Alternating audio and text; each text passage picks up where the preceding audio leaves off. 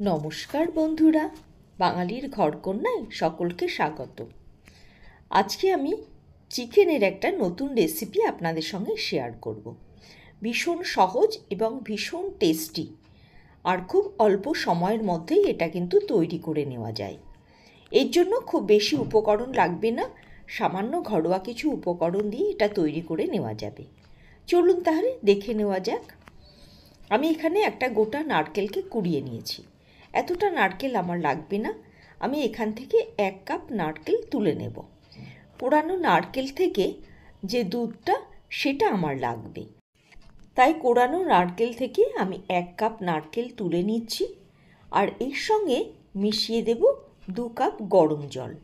2 cup গরম জল দিয়ে এটাকে মিনিট 15 ভিজিয়ে রাখবো।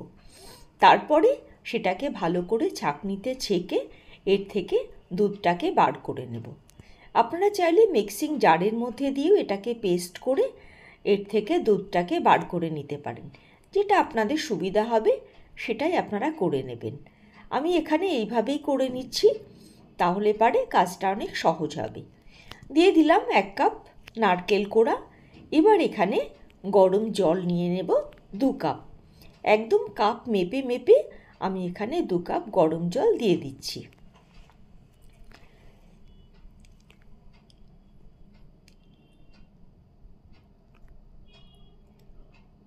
দেখুন, ঠিক 2 কাপ গরম জলই আমি এখানে ব্যবহার করব।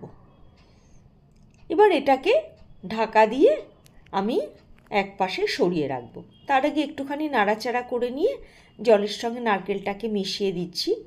ভালো করে মেশানো হয়ে গেলে তারপরে ঢাকা দিয়ে এটাকে আমি মিনিট 15 জন্য রেখে দেব।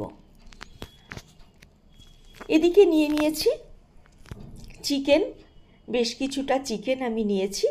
চিকেনের সাইজগুলো একটু বড় বড় করে নিয়েছি আমি, যাতে রান্নার সুবিধা হয়। নিয়েছি 1 মুঠো কারি পাতা। কারি পাতাটা জলে ভালো করে ধুয়ে নিয়েছি। এবার গ্যাসে চাপিয়ে দেব কড়াই। কড়াইয়ে পরিমাণ মতো তেল নিয়ে নিয়েছি। 4 থেকে 6 টেবিল চামচ সর্ষের তেল আছে। আর লো টু মিডিয়াম ফ্লেমে আমি রান্নাটা করছি। কারি পাতাটা দিয়ে তার সঙ্গে আমি দিয়ে দেব পেঁয়াজ। তাহলে কারি পাতার যে গন্ধটা সেটা পেঁয়াজের সঙ্গে মিশে রান্নাটা অসাধারণ হবে। সেই জন্য আমি কারি পাতাটা জাস্ট ফোড়ন দিয়ে তারপরে পেঁয়াজটাকে এর মধ্যে দিয়ে দিয়েছি। এবার ভালো করে নাড়াচাড়া করে নিয়ে অল্প একটুখানি ভেজে নেব। তারপরে দিয়ে দেব পরিমাণ মতো লবণ। লবণ দিলে কি হয়, পেঁয়াজটা খুব তাড়াতাড়ি নরম হয়ে যায় এবং ভাজতে সুবিধা হয়। দিয়ে দিলাম লবণ। এবার আরেকটু নাড়াচাড়া করে ভালো করে ভেজে নিয়ে একটু ব্রাউন কালার যেই আসবে তখন এর মধ্যে মিশিয়ে দেব বাকি মশলাগুলো। দিয়ে দিলাম 2 টেবিল চামচ আদা আর কাঁচা লঙ্কা বাটা। দিয়ে দেব 1 চা চামচ রসুন বাটা।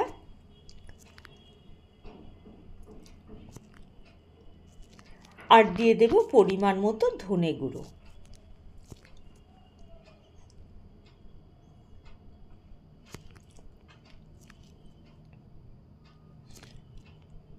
আর দিয়ে দিচ্ছি এর মধ্যে হলুদ। হলুদের পরিমাণটা একটু সামান্য থাকবে, খুব বেশি হলুদ এখানে ব্যবহার করব না। এবার সব কিছুকে খুব ভালো করে নাড়াচাড়া করে বেশ করে মশলাটাকে কষিয়ে নিতে হবে। ঠিক এইভাবেই মশলাটাকে লো টু মিডিয়াম ফ্লেমে ভালো করে কষিয়ে নিতে হবে। মশলা কষানো যেই হয়ে যাবে তখন তার মধ্যে মিশিয়ে দিতে হবে চিকেনগুলো। চিকেনগুলো দিয়ে চিকেনের সঙ্গে মশলাগুলোকে ভালো করে মাখিয়ে ঢাকা দিয়ে এটাকে 2-3 মিনিট অন্তর অন্তর খুলে খুলে একটু নাড়াচাড়া করে নিতে হবে। চিকেন থেকে জল বার হবে এবং সেই জলেই কিন্তু আস্তে আস্তে পুরো চিকেনটা কষা হয়ে যাবে। এখানে কষানোর সময় কোনো রকম জল ব্যবহার করার দরকার নেই। দেখুন, ঠিক এইভাবে নাড়াচাড়া করে মশলাটা চিকেনের গায়ে খুব ভালো করে মাখিয়ে দিচ্ছি।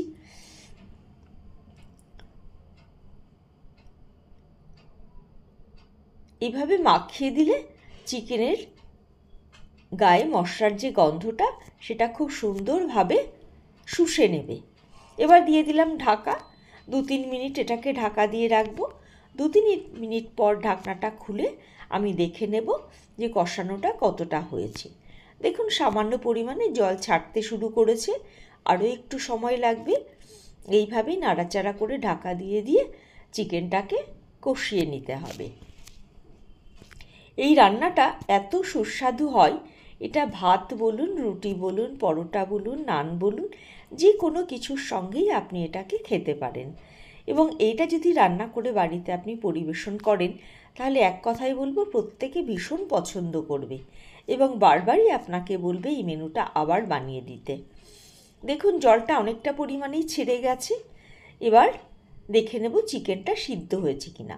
চিকেনটা কিন্তু পুরো সিদ্ধ এখানে করব না, 80% সিদ্ধ করব, কারণ এরপরেও আবার চিকেনটা রান্না হবে। এবার দিয়ে দিলাম যে দুধটাকে তৈরি করে রেখেছিলাম সেইটা। দুধের সঙ্গে চিকেনটাকে খুব ভালো করে নাড়াচাড়া করে মিশিয়ে এবার ঢাকা দিয়ে রেখে দেব মিনিট 5 জন্য।